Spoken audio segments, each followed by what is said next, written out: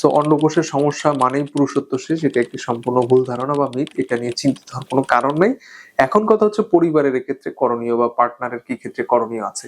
আসলে দেখা যায় হাজবেন্ডের সমস্যা থাকতেই পারে, যে কোনো ধরনের সমস্যা, সেটা অন্ডকোষে সাপোজ কোনো হাইড্রোসিল হয়েছে, টিউমার হয়েছে, বা নর্মাল ভেরিকোসিল হয়েছে, বা কোনো সিস্ট হয়েছে, বা এনিথিং এলস। সেক্ষেত্রে দেখা যায় যে আমরা লুকোচুরির কিছু নাই। অবশ্যই তার পার্টনার যদি থাকেন অবশ্যই এনকারেজ করবেন চিকিৎসকের কাছে যাওয়ার, কারণ ইনিশিয়াল অবস্থায় চিকিৎসা নিলে এটা ভালো, সব রোগের ক্ষেত্রেই সুবিধাজনক।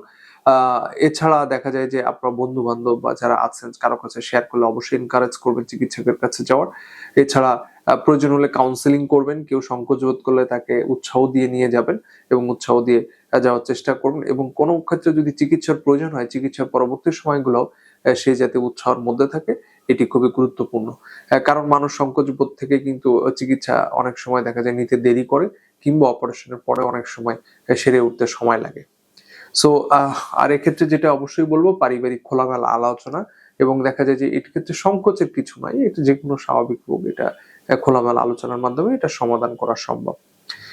রোগীর জন্য যেটা আমরা বলে থাকি যে প্রশ্ন থাকলে অবশ্যই ডাক্তারের কাছে চিকিৎসা করবেন, চিকিৎসা সম্পর্কে সঠিক তথ্য নিবেন, এবং নিজের শরীর ভেবেই চিকিৎসা নেবেন, কারণ এটি আপনার শরীর।